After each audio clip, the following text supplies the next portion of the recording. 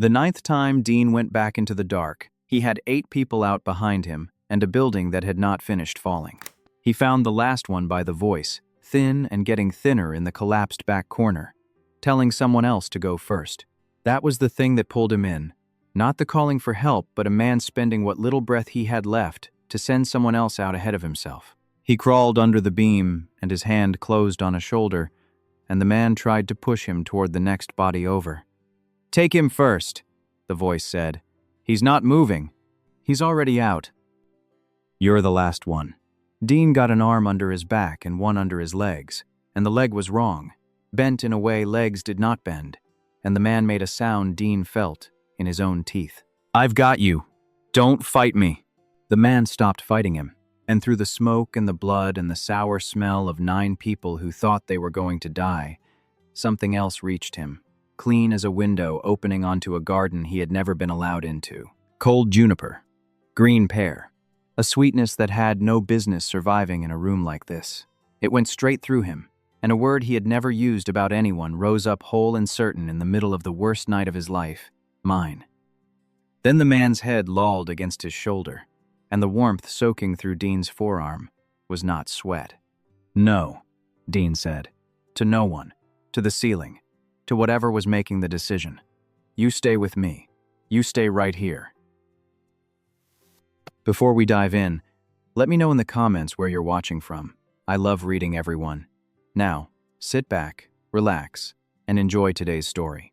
Earlier that night, Dean had been standing at the door of Vellum, doing the thing he was good at, which was reading people. He was good at it because he had been every kind of person who came through that door. He knew the ones who were going to be a problem by the set of their shoulders, and he knew the ones who wanted to be a problem, so someone would finally stop them. And he knew the difference. He was 31 years old and built like a thing you moved furniture with, and the ink ran from the backs of his hands, up under both sleeves, and past his collar. Black work that a man in Ray's neighborhood had done for the cost of a transmission rebuild. And all of it together meant that people made a decision about Dean before he opened his mouth. He let them. It was useful. A door was easier to run when the line already believed the worst. What the line did not know was that Dean spent his days under other people's cars in Ray's garage, a couple of miles east, learning an engine the way some men learned scripture, and that every dollar the door paid him past rent went into a coffee can that was, slowly, going to become a garage with his name over it. Ray was past 60 and had hired Dean off the street years ago, when Dean had nothing on his record but the kind of history that closed doors, and Ray had never once asked him to be smaller than he was. Ray was the reason Dean believed a person could get out. He was, as far as Dean was concerned, the only argument for it. The night had a good feeling to it early, which he would think about later, because good feelings at a door usually meant he had missed something. The place was full past what Dean liked. He had said as much to the floor manager, that the room felt heavy, that the count was high, and the floor manager had told him the owners wanted the room full on a Saturday and to keep the line moving. Dean was door, not owner. He kept the line moving. He would spend a long time after wishing he had not. Then a car pulled up that did not belong on that street, low and silver and expensive, and out of it came a man Dean would spend the rest of his life trying to describe. He was slight next to Dean, though most people were. He wore black that had been cut to look careless, and had not been careless at all, and he moved through the world like someone who had never once wondered whether he was allowed to be somewhere. He came up to the rope with a half-smile already loaded, the smile of a person for whom doors opened, and he held out an identification card that Dean did not need because the face was doing all the work of getting him in anyway. Dean took the card, looked at it, looked at him. "You're not going to card me," the man said. It was not a question. He was amused. Already did. Dean handed it back. "Yohan." Something crossed the man's face at his own name in Dean's mouth. Quick, gone. "You said that like an accusation." "You looked like you wanted one." Dean unclipped the rope. He should have left it there. He did not know why he did not leave it there. "Room's packed tonight. If it gets bad in there, you don't push toward the front. You find the nearest wall, and you follow it out. You hear me?" Yohan stopped, half through the door, and turned to look at Dean fully for the first time. And whatever he had expected the big frightening man at the rope to say, it had not been that. The amusement went somewhere more careful. "Do you say that to everyone?" "No," Dean said, and meant it, and did not know why that was true either. For a moment they just looked at each other, the bouncer and the rich man's son, and something passed between them that neither had a name for, and both would deny later. Then a group behind Yohan started complaining about the wait, and the moment closed, and Yohan gave Dean a smaller smile than the loaded one, a real one, and went inside. Dean clipped the rope back, told himself he was reading the room, told himself the tightness under his ribs was the heavy feeling of a full house on a Saturday. He was wrong about what it was. He would not find out how wrong until much later that night. Inside, Yohan Song was doing what he did most nights, which was be surrounded by people and completely alone. He was very good at it by now. He knew how to hold a room, how to buy the round that made him briefly beloved, how to laugh at the right pitch so that no one looked too closely at the space behind his eyes where the laugh did not reach. He had learned it as other children learned to swim, by being dropped in. His parents had given him a card with no ceiling on it, and a home with a view of a city they were rarely in, and in exchange they had given him nothing else, and so he had gone looking for the feeling of a full room, because a full room was loud enough to drown out the quiet of the one at home. His phone had a message on it from his mother that he had not answered. "Singapore through the end of the month," it said. "Your father sends his regards." There was a second line about a transfer, a number with a great many zeros, sent as casually as other parents send a card. He had read it in the car and put the phone away and let the base of the club come up through the floor and into his chest, where it did the job feeling was supposed to do. He was thinking, as he sometimes let himself think when he had a few drinks in him and the lights were low, about the place he would run one day. Not a room like this, packed to the seams and squeezed for every dollar. A place with room to breathe. A place where the person at the door told you to follow the wall out if it got bad, because he actually cared whether you got out. He had laughed at himself for the thought the moment it arrived, because Yohan Song did not run things. Yohan Song was a line in an estate. And the one time he had said out loud that he wanted to build something of his own, his father had looked at him with the particular tiredness of a man watching a bad investment and told him that hospitality was not a thing their family did. It was a thing their family employed. He was still thinking about the man at the door when the ceiling came down. It did not come down the way it does in films, all at once, clean. It came down in the worst way, in stages, a crack and a shudder and a rain of dust that made everyone look up and laugh nervously. And then a section over the back booths simply stopped being a ceiling and became a weight. The sound took the sound of everything else with it. Yohan was thrown sideways into a pillar, and then the floor was where the wall had been, and there was a beam across his leg, and a pain, so total that for a moment it was almost peaceful, too big to feel all at once. Then the screaming started, and Yohan, pinned in the dark with his leg wrong beneath a piece of the building, did the only thing that had ever made him feel like more than a bank balance. He made himself useful. "Over here," he called, when he heard the first person moving in the black. "There are people in the back booths. We're back here." His voice cracked and he made it hold. There was a girl near him, maybe 20, whimpering, and he found her hand in the dark and held it. Hey, someone's coming. I can hear him. You go when he gets here, all right? You go first." Someone was coming. Yoan could hear him, a big low sound of a man refusing to be stopped, moving through the wreck with a patience that did not match the danger. Whoever it was carried people out and came back, carried and came back, and each time Yoan sent the next person, and each time he told himself he would be fine to wait one more, and the pain in his leg climbed, and the dark got softer at the edges, in a way he distantly understood was bad. By the time the hand closed on his shoulder, he was not sure anymore what was real. He tried to push the man toward the girl, and was told the girl was already out. He argued. He was told the man did not lie with a roof on him, and something in that, the dry, flat certainty of it, was so familiar that he stopped arguing. The arms that lifted him were enormous and careful.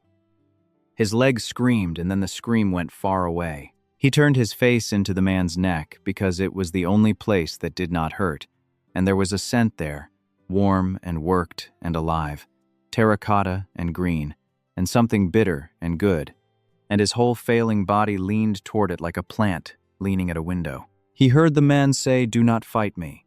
He heard him say, "You stay with me." He wanted to. He wanted, for the first time in longer than he could remember, very badly, to stay. Then the soft dark won, and Yohan let go, holding a stranger by the collar, following a scent down into nothing. He got them both under the beam and out through the black doorway, and across the floor he had crossed 8 times already, and the paramedics were reaching for the man the second they cleared the entrance, and Dean did not let go. A woman in a reflective jacket put both hands on the man's chest and told Dean to release him, and Dean heard the words and could not make his arms do it. Someone else pried his fingers loose. They put the man on a board, and the man's hand slid off and hung in the air, and Dean caught it and held it, and when they lifted the board and started to run, he ran with them, holding a stranger's hand, and no one told him to stop because no one had the time. They loaded the board into the back of the ambulance. The woman looked at Dean, at the size of him, at the blood on him that was mostly other people's, at his hand still wrapped around the man's. "Family?" she said. He had never in his life been anyone's family. He looked at the pale face on the board, at the scent that was already rewriting everything he thought he knew about himself, and he lied for the first time all night. "Yeah," Dean said, and climbed in. The hospital gave Dean a chair and a form, and a stretch of hours he would not have wished on anyone. He filled out what he could of the form, which was almost nothing.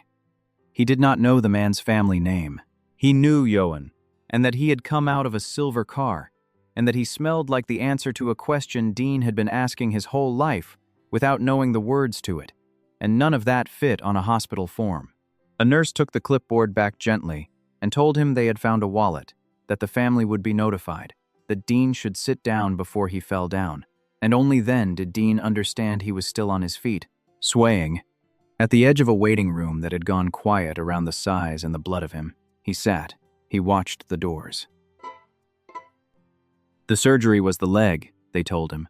A bad break, several places, hours of work, and there were other things they were watching. The smoke, the pressure of the wall that had been on him.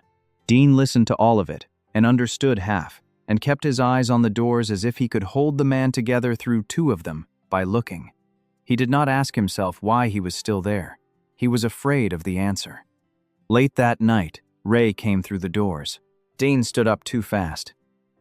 "How did you—" "Trauma nurse," called the shop. "Your emergency contact is the garage, you idiot, because you never put down a person." Ray was a small, dry man with reading glasses pushed up into gray hair, and he looked Dean over like a car that had been driven too hard, cataloging the damage. "You're not hurt." "Not my blood." "I know it's not your blood," I asked the room. 9, they're saying. "You went in 9 times. Ray sat down in the chair beside him, slow, his knees not what they were, and he did not make it a speech, because Ray never made anything a speech. He just sat, so that Dean was not sitting alone. And after a while he said, "The one you're waiting on." "That's not one of the 9 you're counting, is it?" Dean did not answer. Ray nodded like he had. "All right," he said, and stayed. That was the difference Dean would understand later, when he had the pieces to lay next to each other.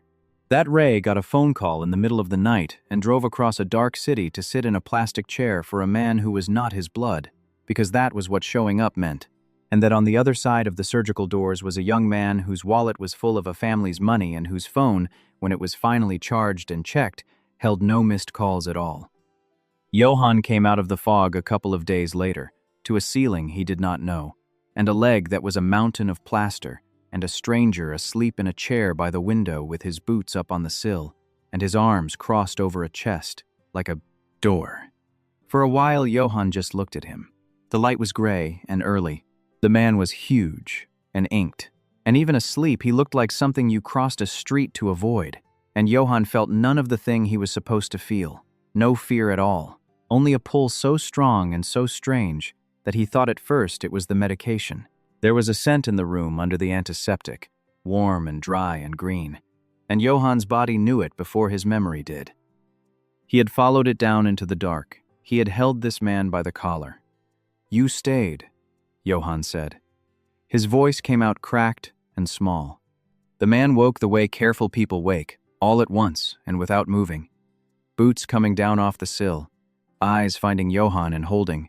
He did not smile. He looked at Yohan like a man confirming that the sun had in fact come back up. "You're awake," Dean said. "You carried me out. You were the last one. There were 9 of us." Yohan's throat worked. "They told me. 9. And you went back 9 times, and I was the 9th. And you." He stopped. The pieces were arriving faster than he could hold them. "You didn't leave." "No." "Why?" Dean was quiet. Yohan watched him decide something. Watched the deciding cost him. And when Dean spoke, it was not an answer to the question that had been asked. "Nobody's come," Dean said carefully. "For you. 2 days. They found your wallet the first night and called your people." He held Yohan's eyes. "Nobody's come." He said it gently, but he said it because he had spent his life on the receiving end of the kindness that hid the truth, and he had promised himself long ago that if he ever loved anyone, he would not do that to them. He did not yet know that was the word for what was happening. He only knew he would not lie to this man in a hospital bed. Yohan looked at the ceiling. He had known it before Dean finished saying it. He had known it, really, since he was 9 years old, and won a swimming medal in front of an empty row of folding chairs. The money would come. The transfer would already have cleared. Some assistant somewhere would have quietly settled the hospital account, and his mother would send a message from Singapore that said, "Thank goodness you are all right, darling," and there would be a line about a specialist, and no one would come, because coming was a thing done by people who had time, and his parents had everything except time, and had never once given him a minute of it. "They're abroad," Yohan said. His voice did not shake, which cost him. "It's fine. There'll have been a transfer." "That's not what I asked. It's the answer to the question you're not asking." Yohan turned his head and looked at the enormous stranger who had not left, and the pull under his ribs turned over, and he was too tired and too full of medication to armor it. "You've really been here 2 days. Ray brought me clothes." "Who's Ray?" "The closest thing I've got," Dean shrugged, a small movement in a big frame. "The one time I got carried into something bad, he came." "So?" He looked at his own hands. "I know what it's like when nobody does. I wasn't going to be the nobody." Yohan Song had been given cars and cards, and a home with a view, and a name that opened rooms, and no one had ever given him a sentence like that. He felt it land somewhere no money had ever reached. And because he had never been taught what to do with a feeling that large, he did the thing he always did. He reached for the loaded smile, and it would not load, and what came out instead was true. "I don't know what to do with you," Yohan said. "Yeah," Dean said. "I've got the same problem." He did not leave that day either. The weeks after were a slow, strange education for both of them in something neither had done before, which was letting someone stay. Dean came to the hospital before the garage and after it. He learned the therapy schedule and which nurse to charm for extra pudding and the exact angle to prop the mountain of plaster so it stopped aching. When they discharged Yohan to a home with a private nurse and a refrigerator full of food no one had cooked, Dean drove him back in Ray's truck because he did not trust the medical transport people to be gentle on the elevator, and he carried Yohan over the threshold of a place the size of Dean's whole building and set him down on a couch that cost more than a car, and stood there in his boots looking out the wall of glass at a city he had only ever seen from the underside of, and understood, all at once, how far apart they had started. "You're doing math," Yoan said from the couch. "I'm not doing anything. You're doing the math of how much this window cost." Yoan was watching him with those careful eyes. "Everyone does it. It's fine. Do the math. Then come sit down." Dean came and sat down. The couch tried to swallow him. Out past the glass, the city was going pink at the edges, and neither of them said anything for a while. And it was not an uncomfortable quiet, which was the strange part, because Yoan had spent his life buying noise to fill quiets exactly like this one, and this one did not need filling. "Tell me something," Yoan said. "You went in 9 times. 9. Any one of those trips, the roof finishes coming down and that's it. Why? Dean thought about it, because Yohan had asked it straight, and deserved a straight answer. You were still calling out, and you kept telling me to take other people first. He turned his head and looked at Yohan on the couch, small under the plaster, sharp-faced and watching. I've spent my whole life being the one who goes first because nobody was going to do it for me. I heard somebody in a hole telling everybody else to go before him. I wasn't going to leave him in there. Yohan looked away, out at the pink city, and Dean watched his throat move. You didn't answer why you stayed, Yohan said. At the hospital. That's a different question. I know it is. So? And Dean, who did not have the word yet but was beginning to feel its shape, said the closest true thing he had. Because when I picked you up, something happened. In the middle of all of it. I can't. He stopped. His hands were open on his knees. You smelled like something I've been trying to get to my whole life. And I put you down at the ambulance, and my whole body told me I'd made a mistake. So I got in. That's the truth. I know it doesn't make sense. I've known you 3 weeks. The quiet after that was a different kind. Yohan had gone very still on the couch, and the scent in the room had shifted, the cool juniper and pear warming at the edges into that hidden sweetness Dean had caught once in the dark and never stopped chasing. And Dean realized the man on the couch was not looking away because he was uncomfortable. He was looking away because his eyes had gone wet and he did not want Dean to see. I followed it, Yohan said, to the window. Down. When you carried me.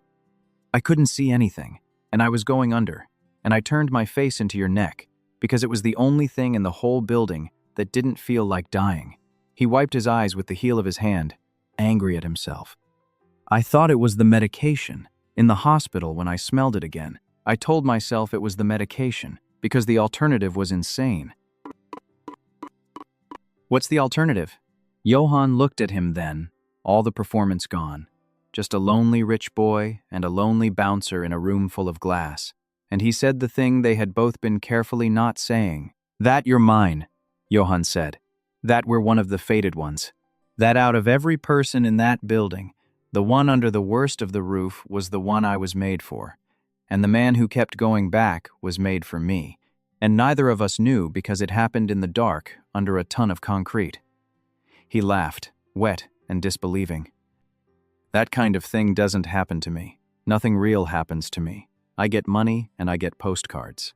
Dean got up off the couch that had tried to swallow him, and he crossed to where Yohan sat, and he lowered himself down so that they were at a height, so that the bouncer was, for once, not looming, and he took Yohan's hand as he had taken it running alongside a stretcher, and their scents met in the small space between them, and became a third thing, a thing that was in neither of them alone.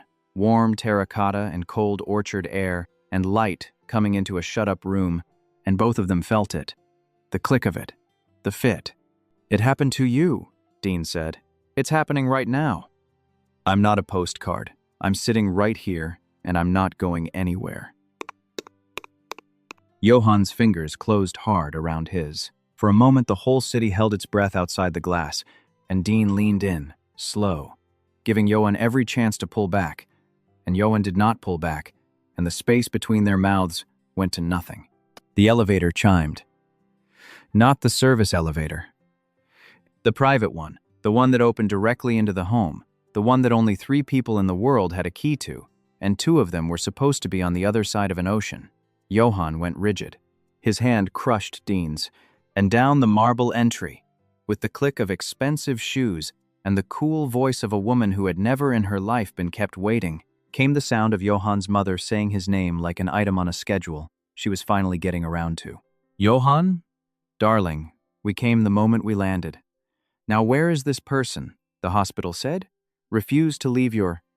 Grace Song came around the corner into the great glass room, and her husband a step behind her, and both of them stopped when they saw the enormous tattooed man kneeling by their son's couch, holding their son's hand, close enough to kiss him.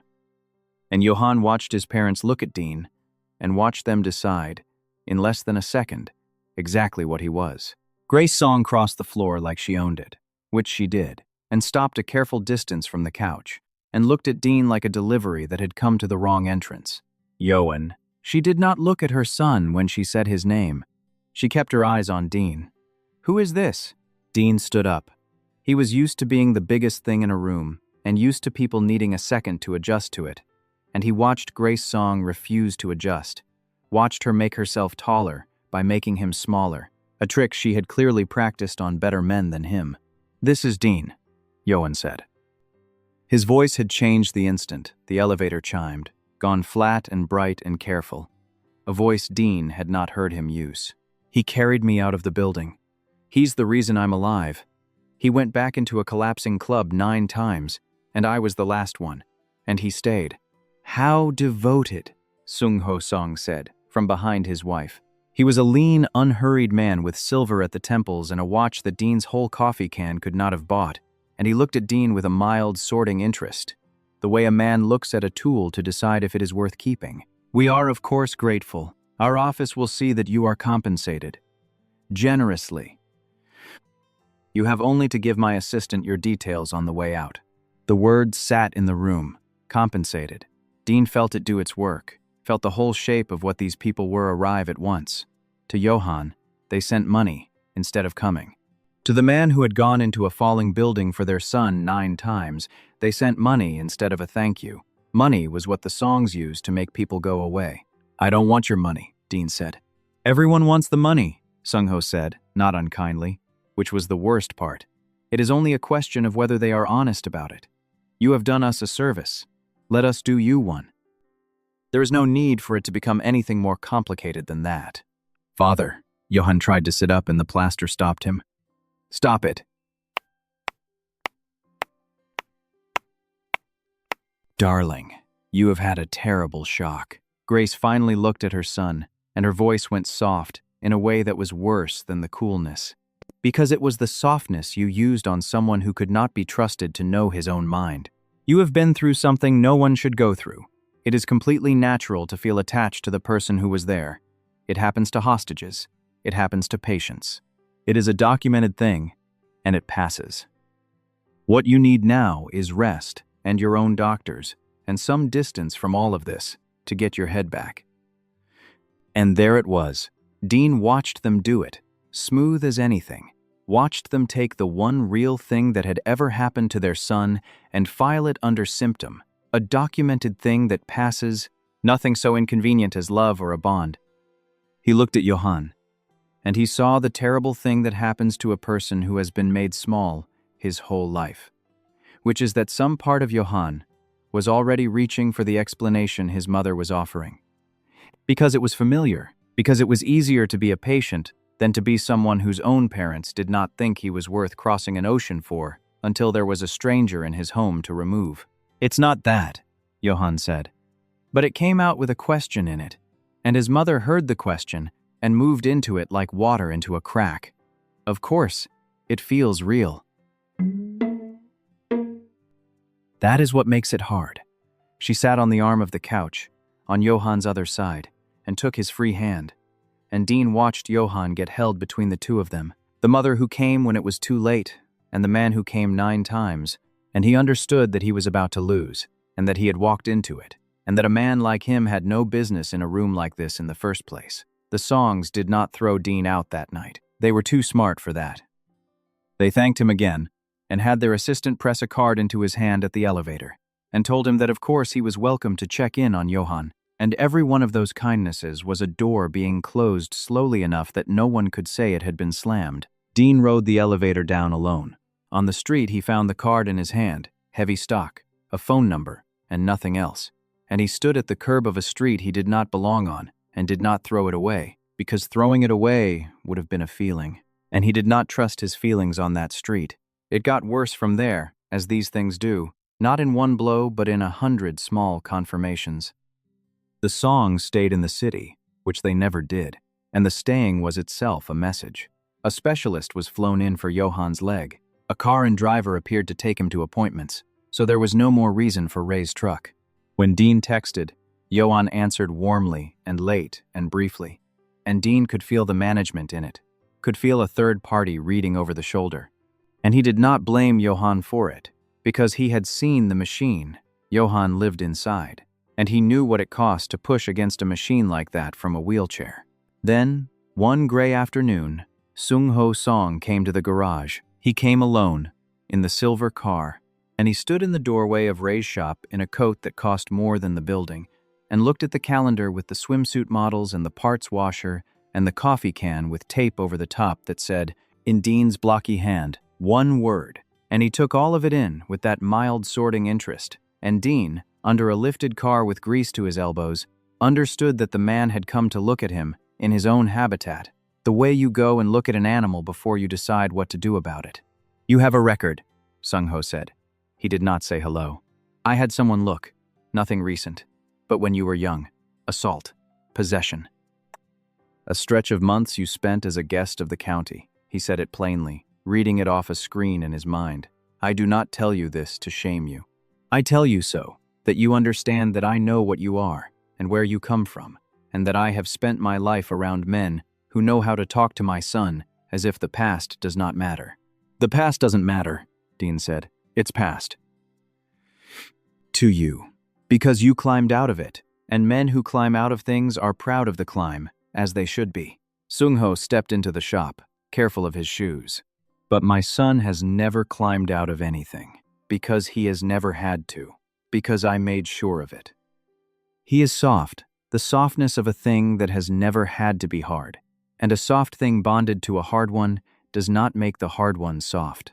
It breaks the soft thing against it, slowly, and calls it love the whole time. Dean set down the wrench. He wiped his hands on a rag that did nothing. He was aware of Ray in the office pretending to do paperwork, aware of the size of his own hands, aware, most of all, that the man in the doorway had found the exact soft place in Dean and pressed his thumb into it, because it was the fear Dean had carried since he was a boy in the wrong crowd, the fear that he was a thing that ruined the things it touched. What do you want? Dean said. I want you to do the one generous thing you have refused so far. Sung-ho took an envelope from his coat, not money this time, and set it on the workbench.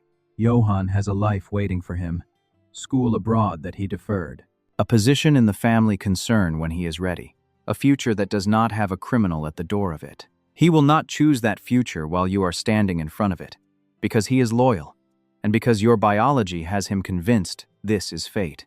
So I am asking the man who went into a burning building 9 times to do one more brave thing. Let him go. Give him the future he cannot choose while you are here. That is what love looks like from where you are standing. You must know that. You, of all people, must know that the person who truly cares is the one who leaves so the other can live. He left the envelope. He left. The silver car pulled away, and Dean stood in the shop that smelled of oil and green growth and everything he had built with his own hands. And he thought about a boy on the other side of the city who had spent his whole life being decided for, and he made the worst decision of his life, and he made it. God help him, because he loved him. Ray came out of the office. He looked at the envelope on the bench and did not touch it. Whatever's in there, Ray said. It's a lie with a number on it. He's not wrong, though. He's a rich man who flew across the world to tell a poor one that leaving is love. Of course he's wrong. That's the oldest lie there is. Ray took his glasses off and cleaned them and put them back on, which was the thing he did when he was about to say the truest thing he had. When you got taken in, all those years ago, and everyone you knew disappeared, and I came down to that county building and signed for you. You remember what you said to me? Dean did not answer. You said, why? Why would you do that? And I said, because somebody has to be the one who comes. That's it. That's the whole thing. You don't leave so they can live, Dean. Any coward can leave. You stay so they don't have to be the one telling everybody else to go first, alone, in the dark, for the rest of their life. Ray put a hand on Dean's arm. The hand of a small old man on the arm of a man twice his size. But you're going to do what you're going to do. You always were the stubbornest thing I ever pulled out of a ditch. Dean went to see Yoan the next day. He did not take the envelope. He would like that remembered, later, that he did not take the money. He took the elevator up and found Yohan out of the wheelchair for the first time, upright on crutches at the wall of glass, and the whole room went bright when Yohan saw who it was, and Dean had to look away from it, because he was about to put that light out with his own hands. "They're gone until dinner," Yohan said. "Both of them. We have hours. Come here. I want to." He stopped.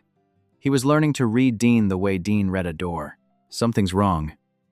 "What happened?" "Your dad came to the shop. The light went careful." "What did he say?" And Dean, who did not lie, told a version of the truth, so cruel it might as well have been one. "He told me about your school, your future. The whole thing that's waiting for you that you keep not talking about?" He made himself hold Yoan's eyes. "You deferred a place abroad, a whole life. And you're not going to go because of me. Because you think this is fate, and you're loyal, and you'd rather sit in this city with a bouncer than get on a plane and be who you're supposed to be." "Who I'm supposed to be?" Yohan's voice had gone very quiet. "According to my father."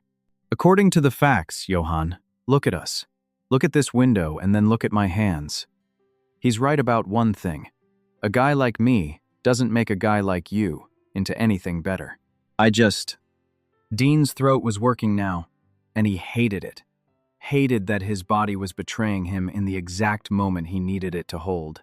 "I stand in front of the door. That's all I've ever done for anybody. I stand in front of the door so nothing gets through it. And I'm standing in front of yours, so go. Take the plane. Take the life. I'm not going to be the reason you don't." He watched it land. He watched, in real time, the thing he had done to the one person he had sworn he would never do it to. Because Yohan had heard this exact speech his whole life, in his mother's soft voice and his father's mild one, the speech that said, "We know what is best for you," the speech that made every decision for him and called it care, and now it was coming out of the mouth of the one man Yohan had believed would never make a decision about his life without asking him first. And that, more than the leaving, more than the words, was the wound. Not that Dean was going. That Dean had decided. "Get out," Yohan said. "Yohan, you went into that building 9 times, and you never once decided for anybody. You asked them. You said go first. You said don't fight me. You said do you hear me? You asked. And now you're standing in my house telling me what my life is supposed to be like everybody else in it. Like I'm a soft thing that has to be handled." His voice broke, and he shoved through it on his crutches, upright, furious, more alive with rage than Dean had ever seen him. "You want to leave? Leave. People leave. It's the only thing anyone in my life has ever been consistent about. But do not stand there and tell me it's for me. At least my father was honest that it was for him. It's not. Get out of my house, Dean." Dean got out. It was the bravest cowardly thing he had ever done, and it felt exactly as much like dying as putting Yohan down at the ambulance had. And this time, no one made him do it. This time, he did it himself. The bad part after was not loud. That was what no one told you. The bad part was how quiet it was. The fated pull did not care about noble reasons. It had recognized its match in a collapsing building, and it did not have an opinion about school abroad, or criminal records, or what love looked like from where a man was standing. It only knew that the other half of it had gone away, and it protested in the body, day after day, the low wrongness of a fated mate pulled out of reach before the bond was ever sealed. Dean stopped sleeping right. He went to the door of a new club a few nights a week, because Vellum was a taped-off crime scene under investigation now, and the papers were full of the occupancy numbers that had been too high, and the inspections that had not been done, and the owners who were lawyering up. And Dean read all of it, and thought about the floor manager telling him to keep the line moving, and knew that some of the 9 were still in the hospital, and knew it was not his fault, and felt it as his fault anyway. He worked. He came home to a room that had never bothered him before, and now had a specific silence in it, a Yohan-shaped silence, and he lay in it and did not sleep. Yohan got worse in a quieter way, because he had more practice at hiding it. His leg healed on schedule, and the rest of him did not. His scent, the private nurse noted with concern, had gone thin and strange, the sweetness under the juniper drying up, and no one in that glass home knew that this was what separation from a fated mate did to an omega, because no one in that home had ever let a real thing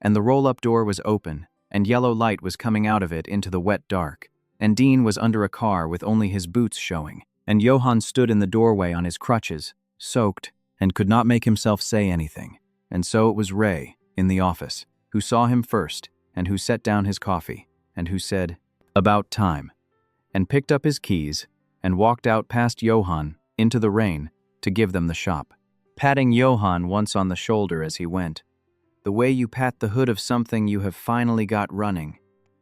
Dean came out from under the car because the light had changed, and he sat up, and he saw Yohan in the doorway of the one place that was truly his, dripping, upright, and he did the calculation his whole life had trained him to do, the calculation of a man who had been told he ruined what he touched, and he said, "You should be on a plane."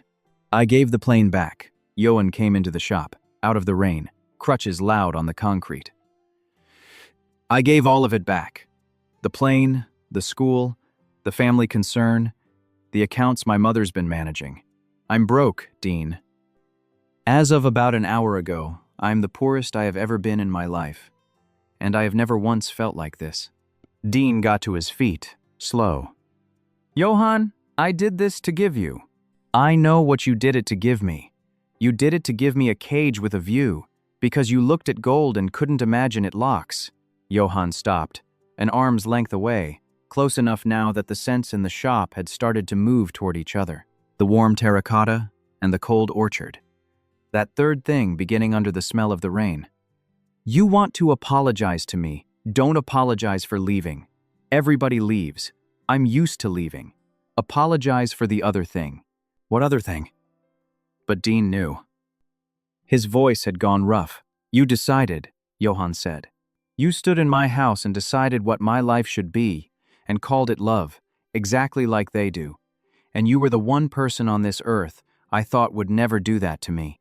In the building you ask me every single time. Go first, don't fight me. Do you hear me? You asked. And then, the one time it mattered most, you decided instead. That's the wound, Dean. Not that you went. That you didn't ask. Dean stood in the yellow light with grease on his hands and rain in the doorway and the truest thing anyone had ever said about him hanging in the air, and he did the thing that was hardest for him, which was not to lift a weight or stand in a door, but to be wrong out loud in front of someone who could still leave. I'm sorry, he said. Not for going, for deciding you were a thing that had to be handled, for doing to you the exact thing that made you feel like a bank balance your whole life, and telling myself it was because I loved you, when the truth is, I got scared. Your father found the one thing I've been afraid of since I was a kid, that I'm the bad crowd, that I'm what a person should get away from, and instead of asking you what you wanted, I believed him. I decided for you because I was too much of a coward to let you decide for me. He took a breath that shook. I should have asked. So, I'm asking now. I've got nothing but a coffee can and half a garage and a record your father printed out. Do you want it? Do you want me? It's your call. It was always supposed to be your call. And Yohan, who had spent 27 years waiting for one person to leave the choosing to him, dropped one crutch so he could reach out with that hand and put it flat against Dean's chest over the drumming under the ink and said, Yes, ask me every day for the rest of my life. But the answer was always going to be yes. Dean kissed him then, careful of the crutch and the leg and the whole improbable weight of being chosen. And the third scent bloomed up around them in the little shop, warm terracotta and cold orchard air and light coming into a shut-up room. And for once, Dean was not the one holding somebody up. For once, he let himself be held. The bond came weeks later, and it came as they had done everything after that, on their own terms, and with the asking left in. Yohan's first heat since the injury arrived without much warning, the body making up for the strain it had been under. And Dean took the nights off the door and stayed. And it was not the frantic thing the stories made it out to be. It was a man with a fever, and a man who had spent his whole life learning to be gentle with fragile machines, and there was care in it, and boundaries in it, and a great deal of asking. When the worst of it broke, and Yohan lay wrung out and clear-eyed in the gray morning, and said, Now. I want it to be now, and I want it to be you, and I'm asking. Dean set his mouth to the scent gland at the join of Yohan's neck and shoulder, where an alpha's claim is meant to go. And he made the bond that neither collapse nor ocean nor a printed record could undo. And Yohan, who had been alone in a full room his entire life, felt for the first time the quiet weight of another person's steadiness settle into his own chest and stay, and understood that this was the thing the full rooms had always been standing in for, and that he had found it in the worst possible place, under the worst possible circumstances, in the arms of the man who went back 9 times. The fever broke for good after that. The bond held. It was always going to hold. Then, the shop opened under Dean's own name the following year. A bay and a lift and a coffee can finally emptied into a real till, and Ray came in a few days a week to complain that the young man did it all wrong and to teach him to do it right. And on the far side of the same city, on the east side where the rent was honest, a small club opened its doors, the smallest club in Texas, Yohan liked to say. Paid for the slow way with money that was finally his own. With room to breathe and a person at the door who told you to follow the wall out if it ever got bad, because he had learned from the best exactly how much that mattered. Yohan stood at that door himself some nights, and on the nights he did not, a big tattooed man stood there instead, because Dean had never been able to stop watching a room for how it could hurt the people in it. And now there was one person in every room he watched harder than all the rest. They were not their parents. Neither of them.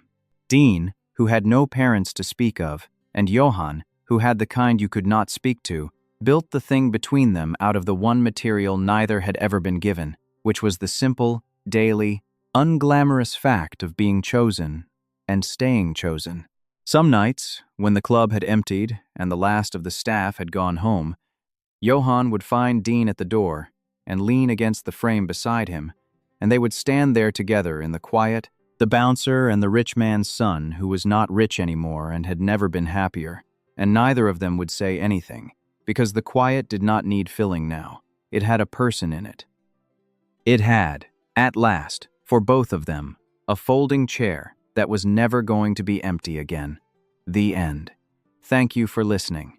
If you enjoyed the story, tell me your thoughts in the comments. I'd love to hear from you.